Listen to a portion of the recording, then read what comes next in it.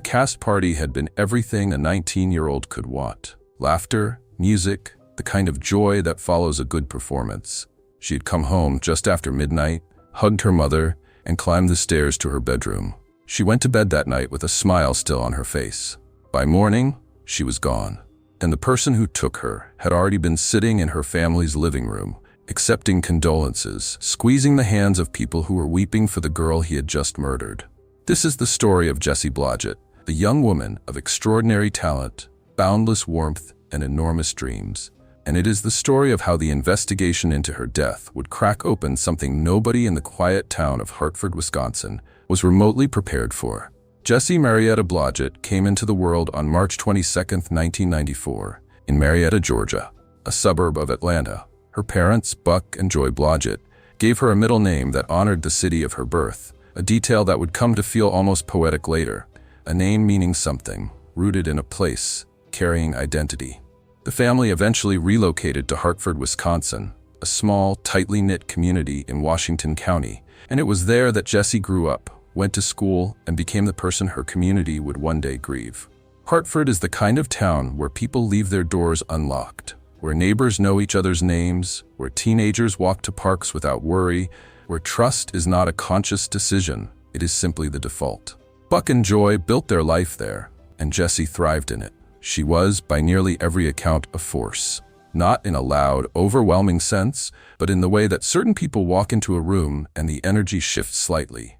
Her friend Jackie Knight would later tell Dateline's Andrea Canning that Jessie was a really contagious personality, someone who loved music and could almost always be found at the piano. That piano was not a hobby, it was a calling. Jessie played instruments, sang, acted, and had begun teaching music to younger students in Hartford by the time she was in college, building a roster of 26 piano, voice, and violin students within just 2 months of launching her own small teaching business. She had a plan, a real and specific one, to become a high school or university choir director. She wanted to touch 100 young lives per year for 40 years. She spoke about that goal not the way teenagers sometimes describe far-off dreams, vaguely, without conviction, but with a clarity and seriousness that impressed the adults around her. Her father, Buck, described a household where nothing was off-limits in conversation. We talked about drugs, we talked about sex. There was nothing off-limits, he recalled. The Blodgett home had become something of a gathering place for Jessie's friends during high school, a place with an open door in the most literal sense, where kids came and went, where music filled the rooms, where Joy and Buck were present and engaged parents who actually knew their daughter's world. Jessie graduated from Hartford Union High School in 2012 and enrolled at the University of Wisconsin-Milwaukee. There, her abilities were quickly recognized. She was awarded a Distinguished Talent Scholarship from the School of Music Education, a formal acknowledgement of what everyone around her had long known. This young woman was exceptional. She also secured a campus job mentoring disadvantaged inner-city university students, work that aligned with her belief that music could be a vehicle for human connection and change. The summer of 2013 was supposed to be one of those free and hopeful stretches that young people carry with them for decades. Jessie was 19 years old, home from college, and everything in her life seemed to be clicking into place. She had landed the lead role in a community theater production of Fiddler on the Roof in Hartford. She was writing music with an old friend. She was teaching her students, planning for the year ahead, living inside the kind of golden summer that only registers as golden in retrospect. Among the people in Jessie's orbit that summer was a young man named Daniel Bartelt. He was 19, the same age as Jessie, and the two had a history that stretched back to their freshman year at Hartford Union High School, where they had both been active in the music program and local theater productions. For a brief period during that freshman year, Daniel and Jessie had dated. The relationship was short, roughly 3 months, before Daniel ended it. But the two remained friends, the kind of friends who stayed connected through a shared love of performance and music. They had moved in overlapping social circles throughout high school. They had been on stage together. They had collaborated. And in the summer of 2013, when Jessie was home from UW-Milwaukee, they had reconnected and resumed writing music together. Dan was just over the week before, Buck Blodgett told ABC News 2020, playing music in Jessie's music room with her. To everyone who knew them, this was unremarkable. Daniel was a familiar face in the Blodgett household. Joy described him as someone who had everything going for him, a top-notch, straight-A student who had been given lead roles in school musicals. "He was a good kid," she said.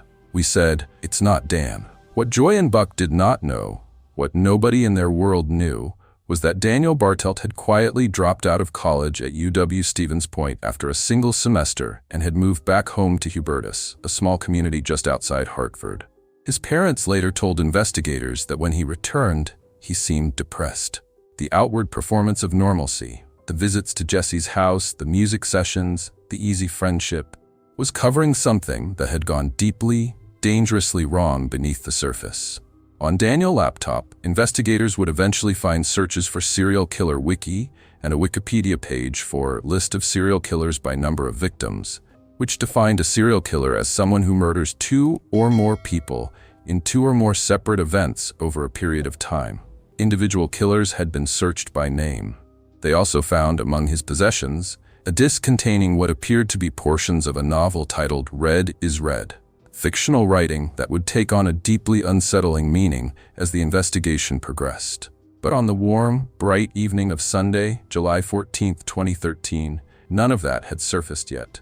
Jessie Blodgett was finishing the final performance of Fiddler on the Roof and heading to a cast party to celebrate.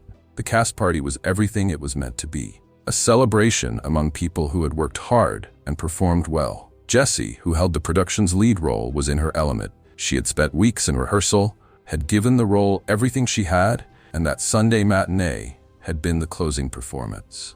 It was a moment to exhale, to celebrate, to be 19 and surrounded by friends. Joy Blodgett had waited up for her daughter that night. She was awake when Jessie came through the door, sometime after midnight. Some accounts indicate approximately 12:30 a.m. on the morning of July 15th. Jessie had returned home from the party and gone upstairs to her bedroom. That was the last time Joy saw her daughter alive. The following day, Joy returned home during her lunch break. She climbed the stairs and stopped at Jessie's room, expecting her to be asleep. Joy later described what she saw in a 911 call that was played on television, a call that captured, in raw and unbearable terms, what it sounds like when a mother finds the worst thing imaginable. "My daughter is blue," Joy told the dispatcher. "I went to wake her up and I just got home for lunch and she won't wake up." Hartford police officer responded to the Blodgett family home and found Jessie Marietta Blodgett unresponsive on the floor of a second-floor bedroom. Officers arrived and shortly after, she was pronounced dead. The scene was secured as a crime scene. There were ligature marks on Jessie's neck, left wrist, and ankles. A roll of tape had been discovered underneath the footboard of her bed. The preliminary autopsy finding was death by ligature strangulation. A subsequent, more complete examination would confirm that Jessie had also been sexually assaulted. One of the most immediately striking details for investigators was the absence of any sign of forced entry. The doors had not been broken. The windows had not been smashed. Nothing in the house had been disturbed or ransacked. Hartford Police Detective Richard Thickens would later put it plainly, "It looked to us that this person knew right where to go to find her." Joy and Buck told investigators what was simply true about their home and their community. They often left the doors unlocked. In Hartford, in their neighborhood, among people they trusted, there had never seemed to be a reason to fear. That trust, that quiet, ordinary faith that the people around you mean you no harm, was the thing the killer had exploited. The community of Hartford absorbed the news of Jessie's death with a kind of stunned disbelief. A 19-year-old girl, murdered in her bed, in a town where this simply did not happen.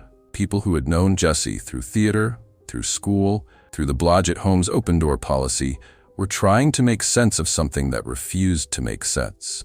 Investigators began working through the people in Jessie's life. Anyone who might have had access to the house, anyone who might have had reason. 2 early persons of interest came and went. One had failed to show up to work on the day Jessie was killed, but phone records and physical evidence placed him nowhere near the Blodgett home. Another was ruled out quickly. The investigation, which had seemed initially to have several threads to pull, began to lose momentum. The case was not yet cold, but it was slowing. Then, a few days before Jessie's murder, something had happened in a nearby park that nobody had yet connected to her death, but would. On July 12, 2013, 3 days before Jessie Blodgett was killed, A woman named Melissa Richards was walking her dog in the parking lot of a local park in Richfield, Wisconsin, when a man came at her with a knife. Richards later described those seconds to Dateline correspondent Andrea Canning with the clarity of someone whose mind had recorded every detail under extreme duress. The attacker was a young male with blonde, shaggy hair and glasses. She didn't know him. She had no warning, and when he came toward her, she made a decision that saved her life. She grabbed the blade of the knife with her bare hand as she fought back against him. "It was either I try to save myself," she said, "or let this guy do whatever he wants to me." The attacker fled. Richards survived. She gave police a detailed description of the man and, crucially, of the vehicle she had seen him driving. A blue Dodge Caravan. That description of the van lodged itself in the memory of a deputy who regularly patrolled that park. He recalled having spotted a similar vehicle in the parking lot some weeks earlier. At the time, he had run the license plates and found nothing alarming, and he had moved on. But Richard's account brought the image back. He returned to his records, found the license plate, and ran it again with fresh context. The vehicle was registered to a 19-year-old from Hubertus, Wisconsin. His name was Daniel Bartelt. Washington County Sheriff's Detective Joel was working the Richfield Park attack case when he reached out to Daniel Bartelt by phone to bring him in for questioning. When the detective called, Daniel told him where he was. He was at the Blodgett family's home, comforting Jessie's parents. This detail, the fact that the person they were calling about the park attack was, at that very moment, sitting with the family of a murdered girl, immediately sharpened the focus of the investigation. Detective Joel was aware that Daniel and Jessie had known each other. The connection was too direct and too strange to ignore. During that interrogation, he admitted that he was, in fact, the man who had attacked Melissa Richards at the park. His explanation for why he had done it was as disturbing as the act itself. "I wanted to scare someone else," he told investigators, "because everyone else is so confident. I don't understand it. I need someone to be like me." When investigators turned the questioning toward Jessie Blodgett's murder, Daniel denied any involvement. He claimed he had been at Woodlawn Union Park on the morning of July 15th. He offered it as an alibi, and then, in the same breath, he said something that stopped the room. "I think someone raped and murdered her," Daniel told police. The detail about a suspected rape had not been released to the public. It had not appeared in any media report. There was no way for a person with no involvement to know it, unless they had been there. Investigators noted fresh cut marks on Daniel's body. He offered two different explanations at different points. First, that they were from a work accident, then that he had cut himself while cooking. Neither account was consistent with what the cuts appeared to be. With Daniel now in their sights, detectives moved quickly. They began working through the physical evidence, and what they found was damning. The roll of tape discovered under the footboard of Jessie's bed was sent for analysis. Fingerprints recovered from it matched Daniel. Investigators searched trash cans in the area of Woodlawn Union Park, the park where Daniel claimed to have been on the morning of the murder, and which surveillance footage confirmed he had visited. Inside a discarded frosted mini wheat cereal box, they found items that told a complete and horrifying story: lengths of rope, alcohol wipes, and additional tape. DNA analysis of those items revealed the presence of both Jessie Blodgett's and Daniel Bartelt's genetic material. A rape kit established that Jessie had been sexually assaulted, and the forensic findings were consistent with Daniel's involvement. Surveillance footage captured Daniel at the park. His fingerprints appeared on multiple pieces of tape connected to both the Richards attack and the Blodgett crime scene. And on his laptop, the searches: serial killers, methods, numbers of victims, a list, individual names searched one by one. A piece of writing, the disc labeled "Red is Red," that prosecutors would argue reflected a premeditated, fantasy-driven mindset. Investigators also recovered a pornographic video from Daniel's devices that depicted a scenario disturbingly similar to the circumstances of Jessie's murder. The picture that emerged from the evidence was not one of spontaneous violence or a relationship gone wrong in a moment of passion.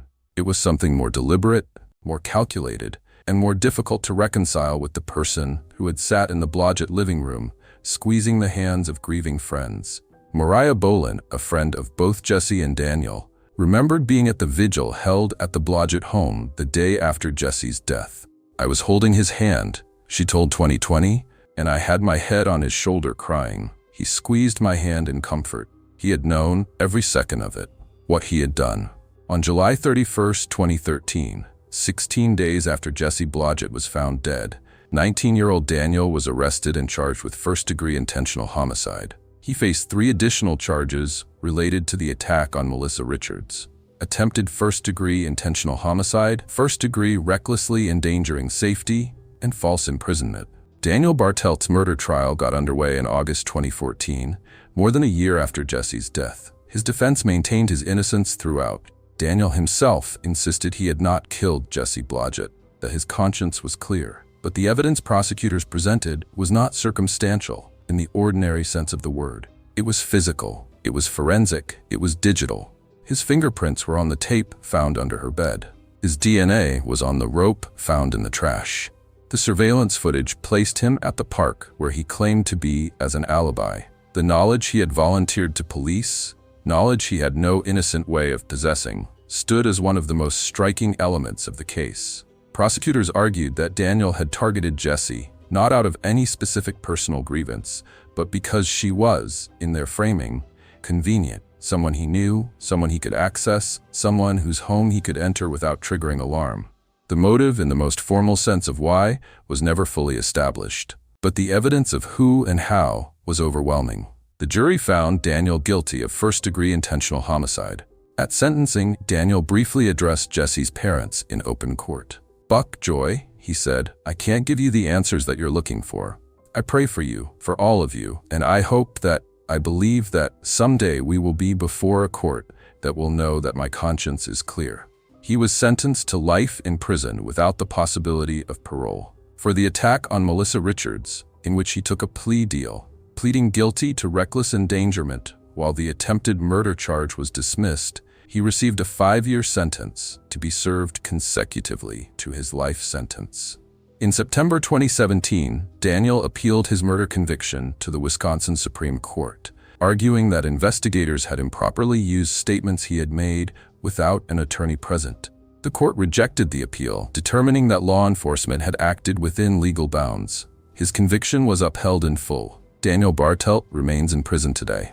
1 month after Jessie Blodgett was murdered, 500 people gathered in a Hartford park for a candlelight vigil. On banners, on wristbands, on handmade signs, 3 words appeared again and again, rendered in a simple equation: love, hate. Buck Blodgett watched that gathering and understood that something needed to come of what had happened to his daughter. Not vengeance, something else. Something that honored who she had been and what she had believed about the world and the people in it.